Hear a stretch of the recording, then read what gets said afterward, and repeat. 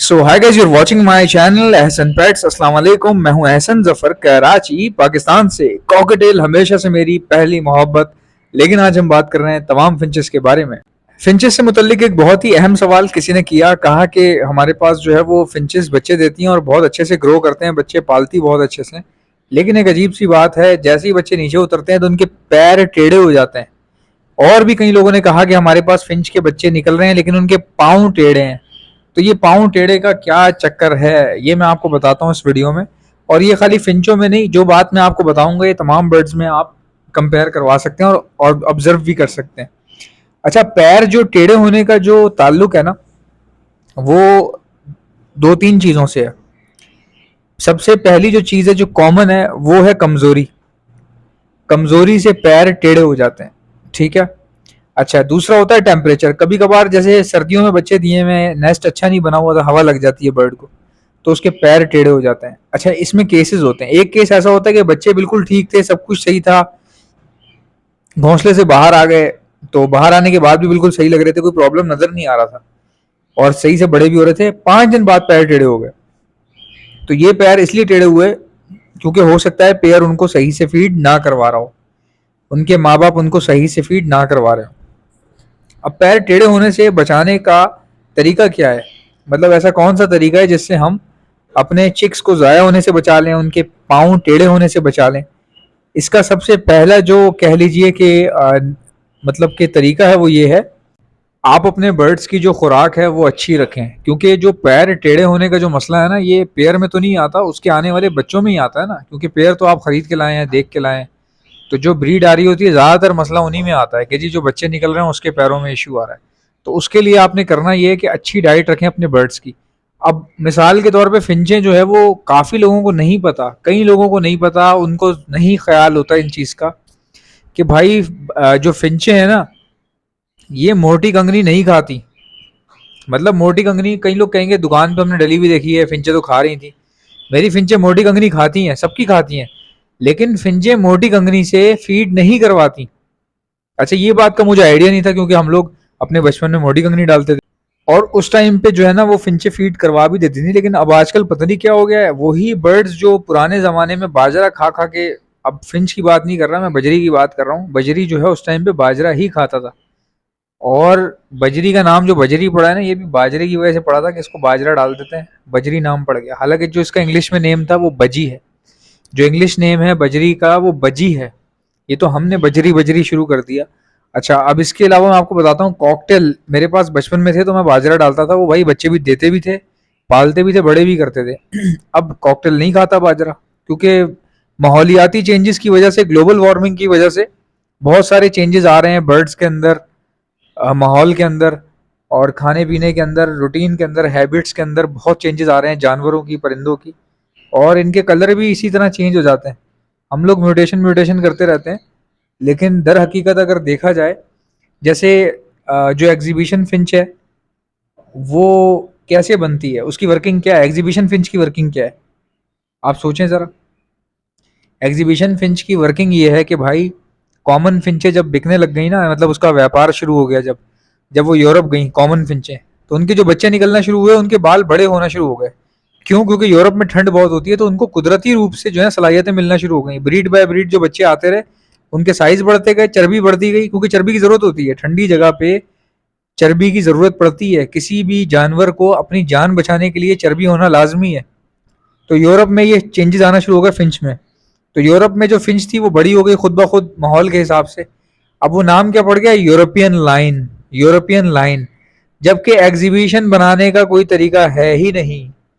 ठीक है, अगर आपने एक पीस एग्जीबिशन ले लिया है और एक कॉमन ले लिया है, तो जो कॉमन का कलर है उसको आप कन्वर्ट कर पाएंगे एग्जीबिशन में, उसकी वर्किंग है। लेकिन अगर आप कॉमन से कोई एग्जीबिशन निकालना चाह रहे हैं, उसकी कोई वर्किंग नहीं है, कोई भी। अब आप समझे मेरी बात की कि माहौल जो है वो कितना कितना डिपेंड करता है किसी भी बर्ड की सेहत के लिए, उसकी म्यूटेशन के लिए। अब जो एल्बिनो है ये कैसे निकलता है? एल्बिनो ऐसे निकलता है कि कोई बर्ड, मिसाल के तौर पर किसी बर्ड को सनलाइट प्रॉपर नहीं मिलती ना, तो उसके बच्चे, जो आने वाली जो नस्ल होती है उसमें चांसेस होते हैं कि कोई एक आध बच्चा इसमें एल्बिनो निकला है। अब आप अंदाज़ा लगाएं, ये तो मैंने अंग्रेज़ों से सीखी ये बात। उन्होंने मुझे बताई है और वो बिल्कुल सही कह रहे हैं यार। हमारी बातें वो फॉलो कर रहे हैं, उनको पता है जो चीज़ें हमें पता होनी चाहिए, बड़ी नॉर्मल सी बातें हैं ये। मुझे एक बंदे ने बताया, अंग्रेज था कोई, कहने लगा किसी भी जानवर में ना एल्बिनो तब निकलता है जब उसको धूप प्रॉपर नहीं मिलती। तो इसी तरह जो जंगली कॉकटेल घूमते हैं या जंगली फिंचे जो घूमती हैं या जंगली बजरी जो घूमते हैं वो ग्रीन कलर के होते हैं, ब्लू कलर के होते हैं। कॉकटेल काले कलर के होते हैं। देखें वाइल्ड कलर क्या होते हैं, ब्लू, ग्रीन, ब्लैक, ब्राउन, ये वाइल्ड कलर है। कोई भी वर्ड वाइल्ड में मिलेगा ना आपको इसी कलर का मिलेगा। ठीक है, अब पूरा वाइट तब निकलता है एल्बिनो जब आप उसको कैप्टिव ब्रीडिंग करवाते हैं ना, तब निकलते हैं, जंगल में नहीं निकलते। जंगल में शायद आपको पूरे जंगल में कोई एक आध पीस नजर आ जाए और वो बेचारा बचता नहीं है, क्योंकि वो उसकी ब्लड लाइन जो है ना हल्की होती है।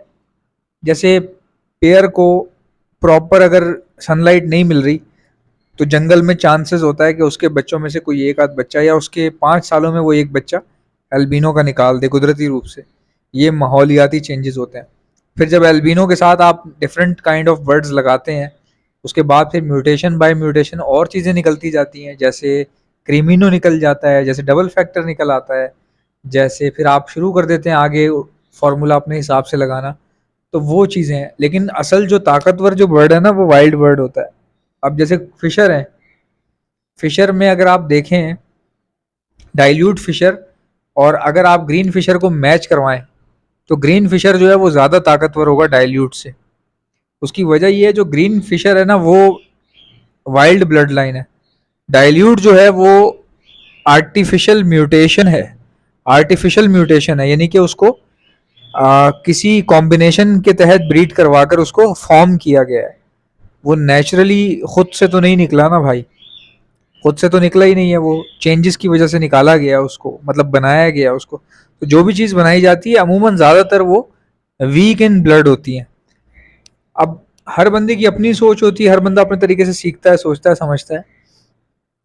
ये बात, इस बात से मेरी कोई जो है ना डिनाई नहीं कर सकता कि जो वाइल्ड कलर्स होते हैं ना, वो बर्ड जो वाइल्ड कलर के साथ पैदा होता है वो उसकी इम्यूनिटी मोर स्ट्रॉन्गर होती है देन दी अदर बर्ड्स।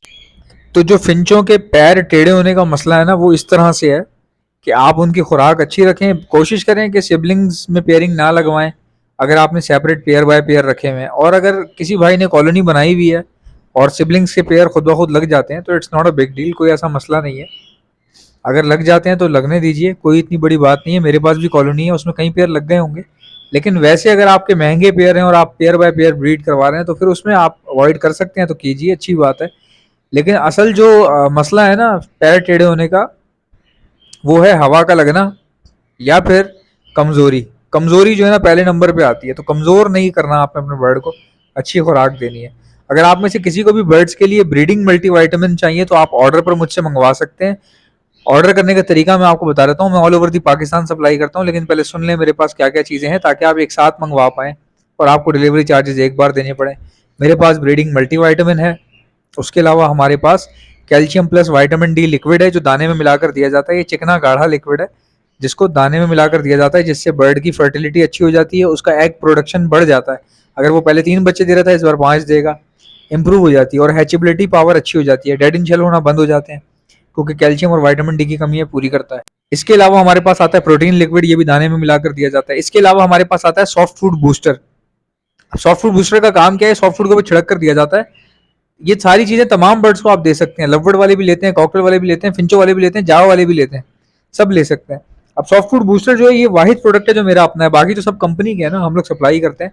लेकिन सॉफ्ट फूड बूस्टर मेरा अपना बनाया हुआ है और बहुत जबरदस्त तरीके से डिजाइन किया है। इसको सॉफ्ट फूड के ऊपर छिड़क कर दिया जाता है और इसका फायदा क्या है अब आप सुने। सॉफ्ट फूड बूस्टर की खासियत ये है कि ये हैंड फीड भी है, ये यूरोपियन फॉर्मुलेटेड हैंड फीड भी है, इसमें ड्राई फ्रूट्स मिले हुए और सॉफ्ट फूड के ऊपर अगर आप डाल के देंगे तो सॉफ्ट फूड बूस्टर बन जाएगी पाउडर फॉर्म में।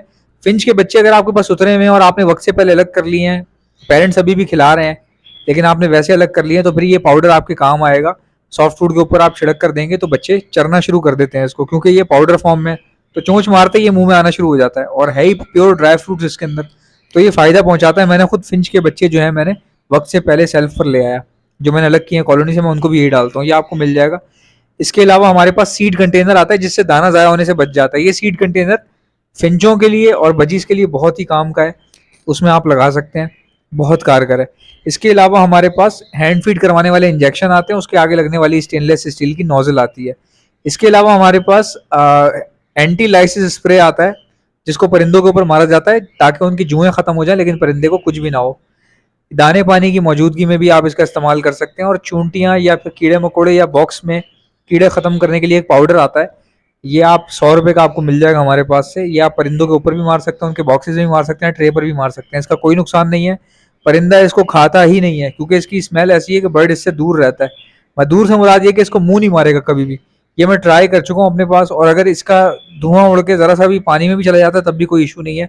ह्यूमन एंड बर्ड्स फ्रेंडली है ये, 100 रुपए का पाउडर है।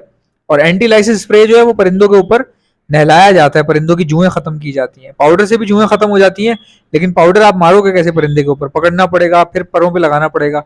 तो परिंदों के ऊपर मारने के लिए जो इजी रहता है वो एंटी लाइसिस स्प्रे रहता है, और ट्रे में और बॉक्सेस में डालने के लिए पाउडर जो है वो इजी रहता है। इनमें से कोई भी चीज चाहिए उसका नाम लिखें और सेंड कर दें मुझे मेरे व्हाट्सएप के ऊपर। ये जो सामने नंबर आ रहा है स्क्रीन पर, ये मेरा व्हाट्सएप का नंबर है। कॉल मत कीजिएगा इस पे, जो कॉल करता है उसको हम लोग ब्लॉक मार देते हैं। आप मैसेज करें, 12 से 24 घंटे में आपका मैसेज देख के आपका ऑर्डर बुक कर लिया जाएगा। इंशाल्लाह मुलाकात होगी नेक्स्ट वीडियो में। अल्लाह हाफिज।